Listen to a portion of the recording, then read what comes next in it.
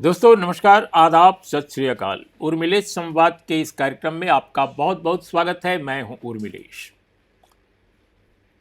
दोस्तों, राहुल गांधी देश के प्रतिपक्ष के नेता, उन्होंने फिर एक बहुत बड़ा पर्दाफाश किया है।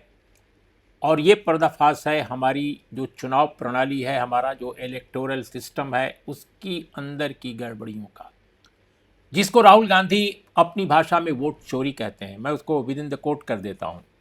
तो ये वोट चोरी को लेकर जो उनका इस बार धमाका हुआ है, वह दरअसल डिलीशन का है कि किस तरह लोगों के नाम वोटर लिस्ट से मिटाए जाते हैं, कैसे ख़त्म किए जाते हैं। नामों की लिस्ट से बहुत बड़ी तादाद में पूरे देश में, सिर्फ कर्नाटक का मामला ये नहीं है, कर्नाटक के उन्होंने उदाहरण दिए हैं, लेकिन उनका कहना है कि समूचे देश में और ख़ासकर 4-5 स्टेट्स का तो उन्होंने नाम लिया है। और वो स्टेट्स हैं कर्नाटक, महाराष्ट्र, हरियाणा, उत्तर प्रदेश। इस तरह के तमाम राज्यों का नाम लेते हुए उन्होंने कहा है कि बहुत बड़े पैमाने पर ये कारोबार भी एक अजीब तरह का शब्द है, लेकिन इसको भी आप अंडर कोट में मानिए कि ये धंधा चल रहा है। और राहुल गांधी अगर एक बयान देते तो आप उसको दरकिनार कर सकते थे, उसको नज़रअंदाज कर सकते थे। और इलेक्शन कमीशन या भारतीय जनता पार्टी जो उनके बारे में कहते हैं कि नहीं, उनके आरोप गलत हैं, तो आप एक बार की वो सोच भी सकते थे कि हो सकता है आरोप हैं, हो सकता है गलत भी हो। लेकिन उन्होंने तो सबूत पेश कर दिए, साक्ष्य पेश कर दिए। अब उदाहरण के तौर पे उन्होंने आज जब प्रेस कॉन्फ्रेंस करी तो वहां पर वो लोगों को पेश कर दिए, खासकर उस कॉन्स्टिट्यूएंसी के लोगों को जहां पर ये घटना घटित हुई थी। और आपको मैं बताऊं, पहले कर्नाटक की ये अलांद सीट का मामला है। अलांद, इस सीट पर राहुल गांधी ने ये बताया कि 2023 के चुनाव में यहाँ 6018 वोटों को डिलीट करने की कोशिश की गई। डिलीट किए गए वोटों की संख्या बहुत ज़्यादा थी। यानी उनका ये कहना है कि इस कॉन्स्टिट्यूएंसी में वोट तो डिलीट बहुत ज़्यादा किए गए होंगे, लेकिन 6018 वोटों को डिलीट करने, यानी उनको वोटर लिस्ट से 6018 लोगों को, 18 मतदाताओं को बाहर करने की, उनको मतदाता न रहने देने की जो कोशिश की गई, उसमें ये मामला शिनाख्त इसकी कर ली गई, इसको आइडेंटिफाई कर लिया गया। कैसे किया गया? क्योंकि जो एक बीएलओ था जिस जगह का ये मामला है, जिस इलाके का, वहाँ का जो बीएलओ था उसके चचा जान का भी, यानी उसके चाचा का भी नाम डिलीट हो गया था। और जब नाम डिलीट हो गया तो उसको बड़ी चिंता हुई कि भाई उसने तो देखा था, उनका नाम था चाचा का, और चाचा का नाम भतीजा क्यों ना रखेगा, जबकि चाचा जीवित हैं, सक्रिय हैं, मतदाता हैं।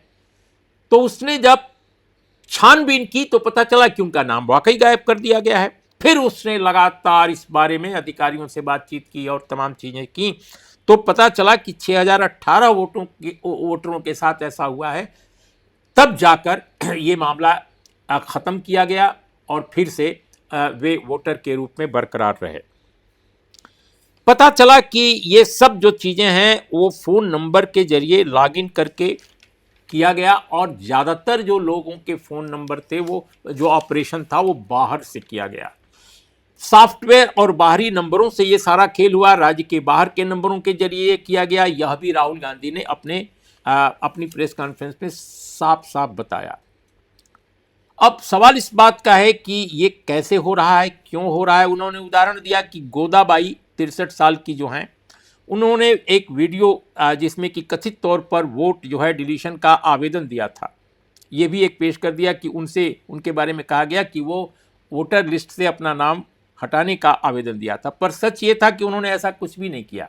वो एक वीडियो के जरिए उन्होंने इस बात को सामने रखा। इसी तरह राहुल गांधी ने सूर्यकांत नाम के एक सज्जन को मंच पर पेश किया आज। उनके नाम से 12 वोट डिलीट किए गए थे, यानी उनके हवाले 12 नाम डिलीट किए गए थे, पर वे इससे बिल्कुल अनजान थे। यानी उन्होंने ऐसा बिल्कुल नहीं किया था, और उनके पास सारे साक्ष्य हैं कि उन्होंने ऐसा नहीं किया था। उनके फ़ोन से ऐसा कुछ मैसेज नहीं है, उनके यहाँ से कहीं किसी तरह का कोई ऑपरेशन नहीं है। तो ये हुआ तो हुआ कैसे? ये सारा खेल जो है केंद्रीकृत ढंग से कॉल सेंटर नुमा जगह से चलता रहा है या चल रहा है, ये बात राहुल गांधी ने कही है। यानी भारत में यानी देश के कई प्रांतों में चुनाव की बड़ी धांधली करने की एक वैज्ञानिक मेथोडोलॉजी यानी एक साइंटिफिक सिस्टम काम कर रहा है, जो हमारी डेमोक्रेसी को खोखला करने, इसको हाईजेक करने के काम में लाया जा रहा है। ये राहुल गांधी का लब्बलुबाब है। दोस्तों, इसका मतलब ये है कि ये केवल 1, 2, 3, 4 लोगों का खेल नहीं है। इस खेल में बहुत बड़े पैमाने पर बड़े समझदार, बहुत ही ताकतवर, बहुत रिसोर्सफुल और ऐसे लोग लगे हुए हैं जो चुनाव की प्रक्रिया को, प्रणाली को, अधिकारियों को और पूरे सिस्टम को बहुत अच्छी तरह जानते हैं और उसमें उनकी घुसपैठ है। अब ये कौन लोग हो सकते हैं, ये तो राहुल गांधी बताएंगे भविष्य में, या हो सकता है अभी बताएं, लेकिन इशारा बिल्कुल साफ है। और उनका ये कहना है कि चुनाव आयोग जो है ऐसे लोगों को पैट्रोनाइज कर रहा है, संरक्षण दे रहा है, क्योंकि इस तरह के षड्यंत्र को, जो इस तरह का हाईजेक करने का डेमोक्रेसी को षड्यंत्र चल रहा है, उसको बेनकाब करने की कोशिशों में चुनाव आयोग साथ नहीं दे रहा है। और इसके लिए वो फिर उदाहरण देते हैं। उनका ये कहना है कि इस पूरे मामले की जांच जो है कर्नाटक सरकार की सीआईडी कर रही है। सीआईडी वहाँ का इंटेलिजेंस जो गैदरिंग एजेंसी है, क्राइम वगैरह को जानने के लिए, जो एक पड़ताल करने के लिए हर राज्य में सीआईडी होती है, तो सीआईडी कर रही है। 18 महीनों से चुनाव आयोग को उसने 18 बार पत्र लिखकर उन डिवाइसेस की आईपी एड्रेस मांगा है। इसके अलावा उन्होंने और सारे डिटेल मांगे हैं। ओटीपी जो है, जो जाती है आइडेंटिफाई करने के लिए किसी व्यक्ति को, उसकी ट्रेल की जानकारी भी मांगी है। किसने मांगा है? सीआईडी ने मांगा है चुनाव आयोग से। 18 बार मांगा है और 18 महीनों से ये जांच चल रही है, लेकिन आज तक चुनाव आयोग ने किसी भी उनके परिपत्र का जवाब नहीं दिया है। ऐसा राहुल गांधी ने कहा है उस कर्नाटक की सीआईडी के बारे में, जहां पर कर्नाटक में बीजेपी की नहीं कांग्रेस की सरकार है, लिहाजा ये सारी जानकारी कांग्रेस के एक बड़े नेता को निश्चित रूप से प्रशासनिक स्तर पर मिली होगी। अब चुनाव आयोग कह रहा है कि भाई ये जो जानकारी जो मिल रही है ये तथ्यों पर आधारित नहीं है। अब मेरा ये कहना है कि चुनाव आयोग ने एक वाक्य कह दिया, हम उसको आपके सामने पेश कर रहे हैं। चुनाव आयोग ने फौरन जो राहुल गांधी ने जो प्रेस कॉन्फ्रेंस में सवाल उठाए थे उसका जवाब दिया है और कहा है कि ये तथ्यतः गलत है, ऐसा बिल्कुल संभव नहीं है। पब्लिक का कोई भी व्यक्ति यानी आम लोग कोई भी इस तरह का काम नहीं कर सकते, ऐसा एक्सेस ही नहीं है, ये संभव ही नहीं है कि फ़ोन के जरिए कोई इस तरह का काम कर देगा। ये बात इलेक्शन कमीशन ने कही है। इसलिए उनका कहना है कि राहुल गांधी के सारे आरोप मिथ्या हैं या तथ्य विहीन है। मतलब मिथ्या तो नहीं शब्द यूज़ किया है, लेकिन तथ्य विहीन है, वो बेस पर आधारित नहीं है। और फिर इलेक्शन कमीशन ने अपना वर्जन दिया है। मेरा ये कहना है कि अगर ये तथ्य के साथ नहीं अगर हैं ये सारे एलिगेशन, तो बाकायदा भारत का निर्वाचन आयोग राहुल गांधी की प्रेस कॉन्फ्रेंस में जितने उदाहरण पेश किए गए, अनेक उदाहरण हैं, मैं कुछ उदाहरण आपके सामने मैंने पेश किए, सूर्यकांत का या उस महिला का जो 63 साल की हैं, मैडम गोदाबाई, इसके अलावा और भी लोगों को उन्होंने जो पेश किया आज मंच पर प्रेस कॉन्फ्रेंस के, उन सब इनमें से कम 10-15 जो तथ्य उन्होंने पेश किए हैं, बहुत सारे उदाहरण पेश किए हैं, इनमें से 5 या 6 पॉइंट्स को उठा करके इलेक्शन कमीशन एक एक पॉइंट का जवाब देता कि ये पॉइंट क्यों गलत है। अब जैसे बीएलओ की जो घटना है कि इलेक्शन कमीशन चाहे अगर राहुल गांधी के एलिगेशन को खंडित करना या वाकई खंडित करने लायक हैं उनके राहुल गांधी के अगर आरोप कि उनमें जगह है कि उनको कहा जा सकता है कि ये उचित नहीं है, ये सही नहीं है, इसमें गलत है और राहुल गांधी गलत बयानी कर रहे हैं, तो भाई इलेक्शन कमीशन क्यों नहीं ये कहता कि नहीं 6018 जो वोटों का मामला है जिनको काटने की कोशिश की गई, लेकिन जो एक्सपोज हो गया मामला, क्योंकि बीएलओ के चाचा का वोट भी उसमें शामिल था जिसे ख़त्म किया जा रहा था, और फिर उसने जांच पड़ताल के बाद बड़े अधिकारियों से मिल करके और फिर से चीज़ों को पटरी पर लाया। तो अब इस केस का उस जवाब देता है इलेक्शन कमीशन कि साहब ये तथ्यता गलत है, ऐसा कुछ भी नहीं हुआ था, और क्यों नहीं हुआ था आप एक एक बात बताते। राहुल गांधी तो कह रहे हैं कि हाँ रिवाइव हुए वो नाम, लेकिन वो ये कह रहे हैं कि काटे जा चुके थे उसको रिवाइव किया गया। बीएलओ अगर ना होता तो शायद वो पता ही नहीं चलता लोगों को। और राहुल गांधी ये भी कह रहे हैं कि उस कॉन्स्टिट्यूंसी में बहुत बड़े पैमाने पर गड़बड़ी की गई थी। अब चुनाव आयोग का सिर्फ ये कह देना कि 2023 के इलेक्शन में कर्नाटक में कांग्रेस जब पार्टी जीत गई थी, इससे तथ्य राहुल गांधी के गलत साबित नहीं होते दोस्तों। भाई हो सकता है कि जितनी धांधली की गई हो किसी कैंडिडेट को हराने के लिए, उस कैंडिडेट ने धांधली जितनी की गई उससे भी बहुत ज्यादा वोट पा लिया हो और इस तरह से वो चुनाव जीत गया। लेकिन पिछले चुनाव में वहां पर भारतीय जनता पार्टी जीती थी, यह भी एक सत्य है और तथ्य है, और इलेक्शन कमीशन ने अपने बयान में इस बात को माना भी है। तो हमारा यह कहना है कि ये जो बयान है इलेक्शन कमीशन का, उसको और पॉइंटेड होना चाहिए। राहुल गांधी पॉइंटेड बात कह रहे हैं, वो एक एक बात जो कह रहे हैं वो लफाजी नहीं कर रहे हैं, वो तथ्य दे रहे हैं। भाई अब आप कहिए कि उनके तथ्य गलत हैं तो आपको भी तथ्य देना पड़ेगा। इलेक्शन कमीशन कोई नेता नहीं है ना, कोई नेता नहीं है राजनीतिक पार्टी का, वो एक संस्था है, संवैधानिक संस्था है। और चूंकि जो आरोप लगाने वाला व्यक्ति है वो भी आम पब्लिक नहीं है, एक आम नागरिक केवल नहीं है वो। हालांकि आम नागरिक का भी अगर कोई बहुत बड़ा डॉक्यूमेंट के साथ बयान आता है तो उसको भी गंभीरता उतनी ही लेना चाहिए। लेकिन जो आदमी आरोप लगा रहा है वो भारत का विपक्ष का सबसे बड़ा नेता है, वो एलओपी है लोकसभा में, संवैधानिक रूप से वो अप्रूव्ड एक अथॉरिटी है। पश्चिम के तमाम देशों में उसको शैडो प्राइम मिनिस्टर कहते हैं। तो इसलिए माननीय इलेक्शन कमीशन को यह समझना होगा कि राहुल गांधी कितने गंभीर व्यक्ति हैं भारत की राजनीतिक सत्ता में, राजनीतिक संरचना में। यकीनन वो सत्ताधारी नहीं है, लेकिन वो पार्ट ऑफ द सिस्टम है। और वो जो बातें कह रहे हैं पॉइंटेड कह रहे हैं, और आप बयान जारी कर रहे हैं। वो बयान दोस्तों आप देख सकते हैं इलेक्शन कमीशन का, वो आज जारी हुआ है, गूगल पर आप देख लीजिए, आप हमारे यहां भी देख सकते हैं। तो इसका मतलब यह है कि कहीं ना कहीं इलेक्शन कमीशन लापरवाही बरत रहा है अपने को बचाने में। अगर उसको अपने को बचाना है तो ठोस तथ्य दीजिए, एक एक पॉइंट पर बताइए कि ये गलत है, राहुल गांधी का कहना ये गलत है, ये गलत है। आपने तो एक बयान दे दिया, राहुल गांधी ने जो कुछ कहा है वो ठीक नहीं है, सत्य से परे है और वो उनके आरोप तथ्यहीन है। अरे भाई ये क्या है? आप कह रहे हैं, एक वाक्य और जोड़ दे रहे हैं कि ऐसा हो ही नहीं सकता। अब वो कह रहे हैं नहीं ऐसा हो चुका है, ऐसा हुआ है। अब इलेक्शन कमीशन कह रहा है कि नहीं ऐसा नहीं हुआ है। तो मैं बता दूं दोस्तों एक एक एक बड़ी दिलचस्प बात कि ये तो मेरे साथ भी हो चुका है। मेरे परिवार में दो सदस्यों के वोट जो हैं पिछले चुनाव में लोकसभा के, 4 सदस्यों का परिवार है, 2 सदस्यों के जो वोट हैं वो रिमूव हो गए थे, उनके नाम कट गए थे, जबकि इसके पहले वो नाम मौजूद थे। अब सवाल यह है कि जब हम वोटर लिस्ट में रिवीजन हो रहा था उस वक्त हमारे यहां घर में 4 लोगों के वोट थे, और जब मतदान हो गया, मतदान आया 2024 का, तो पता चला कि नहीं हमारे यहां तो 2 ही वोटर हैं। तो ये तो एक घटना मैं बता रहा हूं, चूंकि निजी तौर पे ये मुझसे संबंधित है, लेकिन असंख्य लोगों के साथ ऐसा हुआ है। हमारे आसपास के अनेक लोगों ने कहा कि उनके नाम कट गए हैं, कईयों ने ऐसा कहा। तो नाम कटने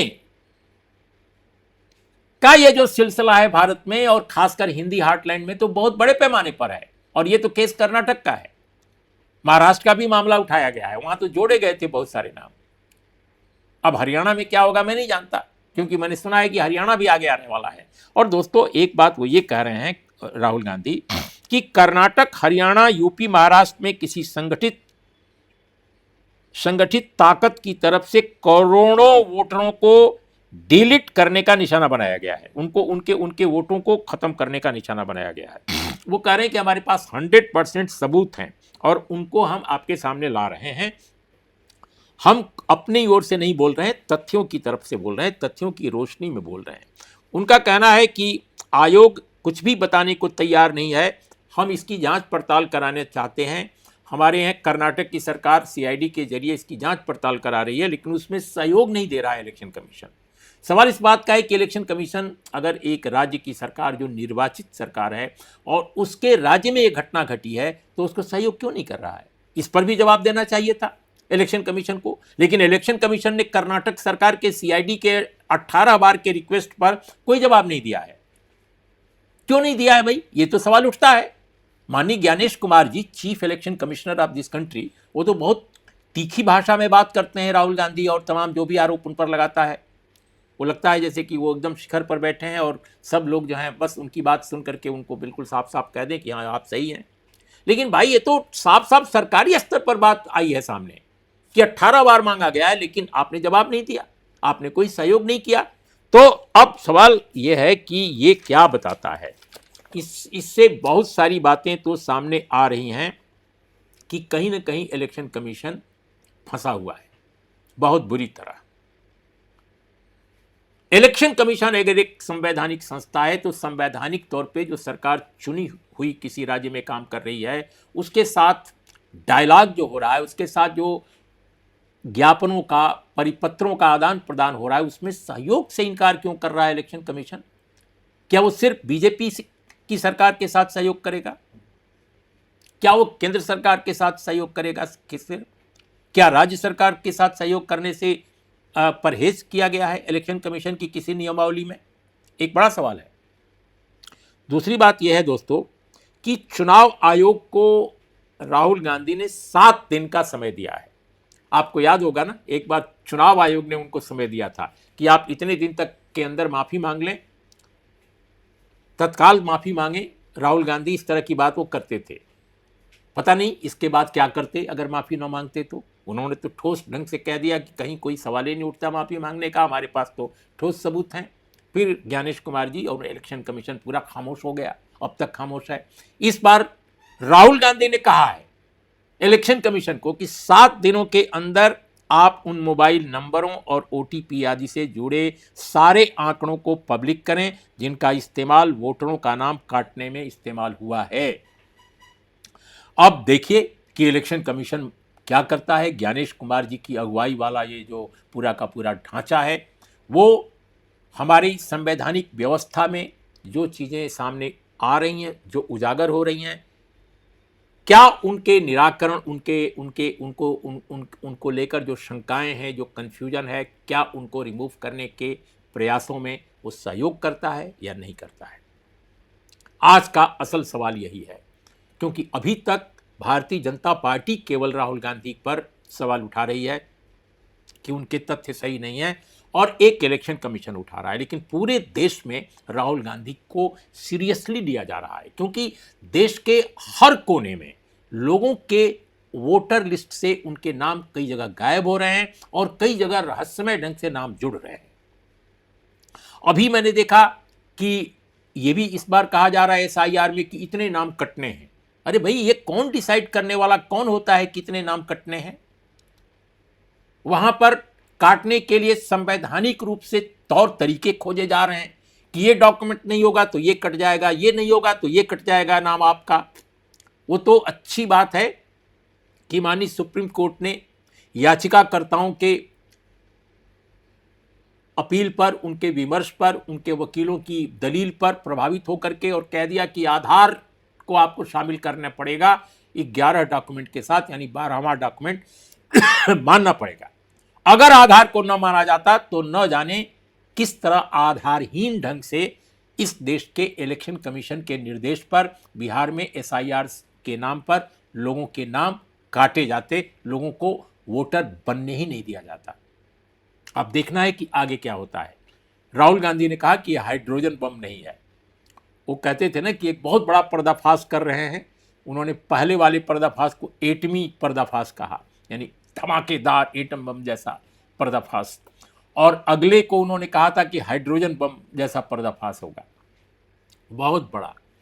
अब आज उन्होंने कहा है कि ये हमने एक सामने लाया है, ये भी बहुत महत्वपूर्ण है, लेकिन ये हाइड्रोजन वाला पर्दाफाश नहीं है।